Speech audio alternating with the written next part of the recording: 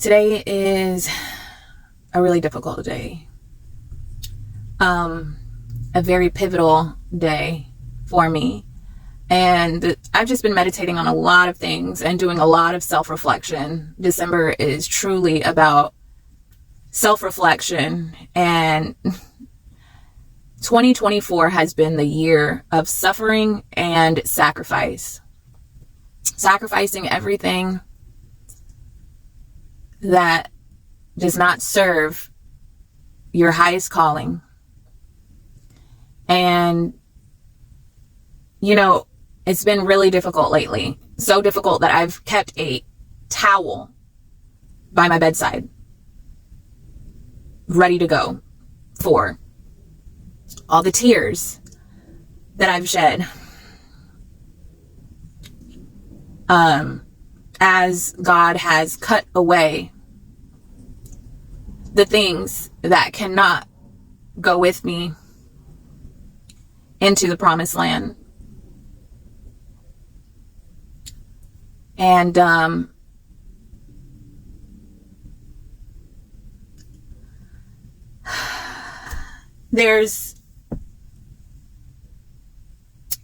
been married for 11 years, and together for 13 with my husband. And the reason I'm sharing this is because there's an example to it. And there's a purpose. God always spoke stories, right? The Bible is a book full of real life stories to help us get through our own journey and to find strength and wisdom to help guide us through our own journey. And today I filed a divorce petition, and it's been so jolting for me because I never went into marriage ever even imagining that I would get a divorce. It's not what I believe in. I'm a person who honors their commitments, honors their word, truly believes in covenants, and truly loves people. Like, I will attempt to move the world for those that I love. And sometimes my kindness and my compassion can cause me to not put myself first. And I tried for a long time. Back in 2013, I was crying out to God to change my husband. And I remember a specific day that I was praying to God, and I'm like, I can't do this. If you don't change him, I can't do this.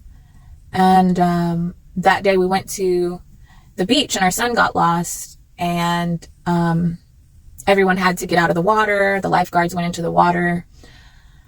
And so everybody was just standing there watching, and I fell to my knees and I started praying. Soon after, my son was found, and a lot of people gathered around me saying, we were praying and God was watching over him. And a woman started talking to my husband and told him that God had told her. We don't know this woman. I didn't even see this happen. Like, I was, just surrounded by all these other people. And a woman was telling him that God had told her that that my husband knew God. And she said that God wanted to use him to reach people that no one else could reach. But that he needed to love his wife like Jesus loved the church. This woman doesn't know us, doesn't know the situation, doesn't know I was in tears crying out to God about my husband. And so my husband has time and time, and there's so many instances that I can share where God has tried to get my husband to get with the program. And he's just not, he just won't. He just won't. And I have all the biblical basis, and I've had all the biblical backing to leave this situation. But I haven't, because, I've seen God try.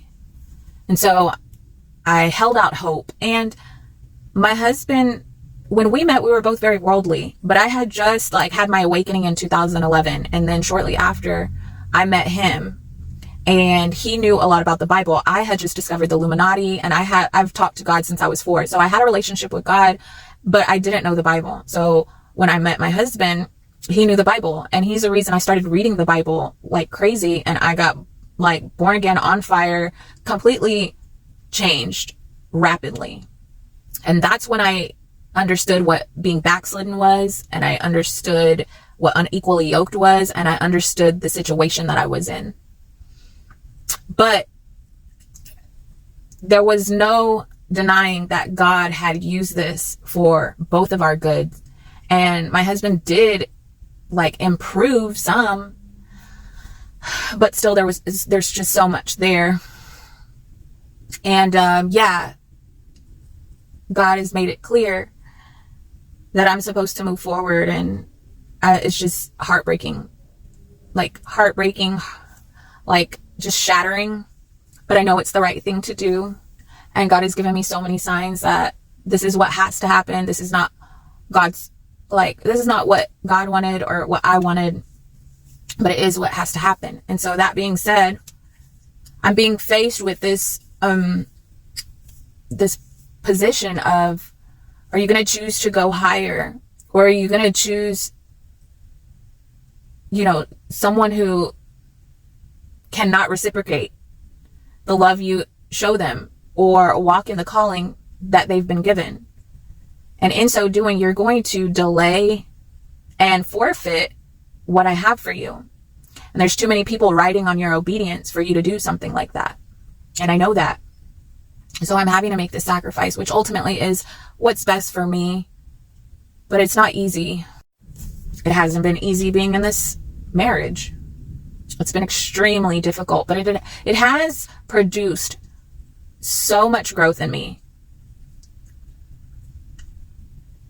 It has really, a diamond is created under pressure, and it really has helped me to know who I am, what I want, what I'm capable of, to understand what others are capable of. And I will always love my husband,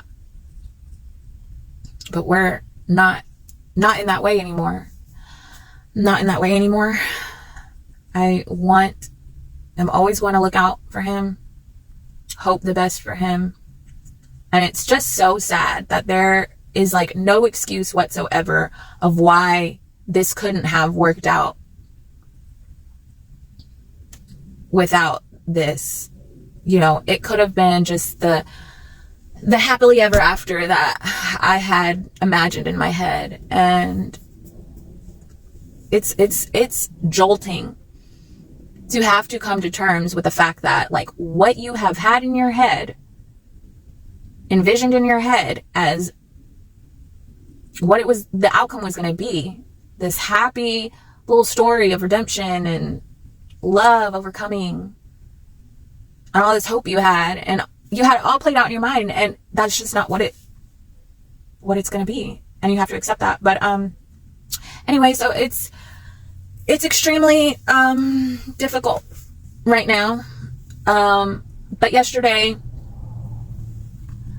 as I was just struggling and wrestling with the situation I'm in, I saw a sign, and it said, "No turning back."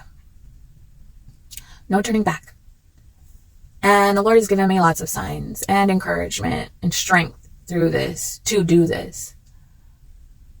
And And, I'm brought to the verses of who is my mother, my brother, but those who do the will of the Lord.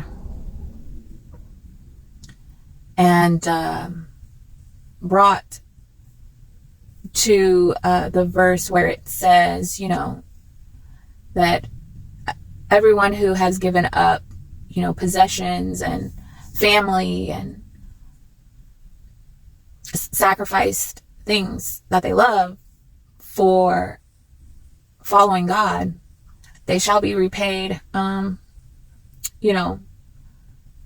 multiple times over for their sacrifices, but they will also, that includes and they will also receive suffering as well. And I've been meditating on the verse of the man who was asked to follow Jesus, but he said, let me go bury my father first. And Jesus said, let the dead bury the dead. And it just illustrates that our calling to go and fulfill the work of the kingdom must always come first. And at times we will be tested, and we will be put in positions where we're having to sacrifice our most, the things we love most.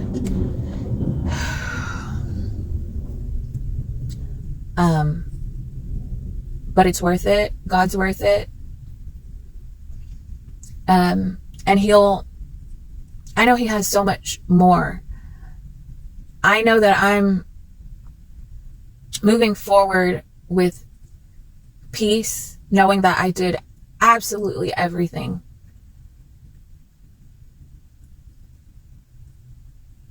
for, it gave all the support, all the things to help this person come into all that God was calling them to be. And at the end of the day, we have free will. And I'm really just seeing that personal prophecy is not guaranteed. We can forfeit. We can forfeit our calling. We can forfeit what God has for us if we choose to. Through disobedience, we can forfeit. And I've seen this in multiple occasions with people that I love that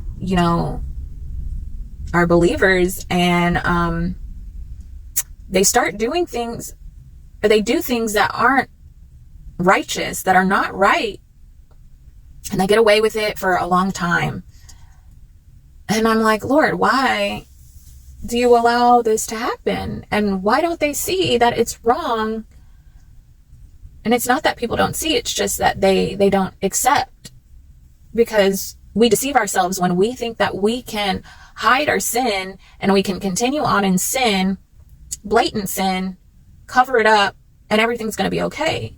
Eventually, one day, the day will come where God is very patient, very, very patient, but eventually he will allow you to reap what you sow.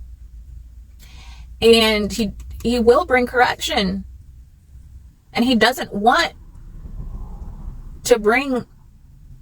it to go that way. But when we refuse to do what we know is right, then we have to learn, because God is just. So yeah. 2025 is going to be, 2024 was the year of sacrifice and suffering. 2025 is going to be the year of glory and redemption, restoration, promise. Whatever you feel you have lost, God is going to restore with something so much more, something so much greater. But at this time, we are being confronted and we are being asked to let go of whatever is holding us back from being obedient to our highest calling, to serve God and to advance his kingdom. And sometimes that can be family, friends, the people closest to you. So something to reflect on and think about.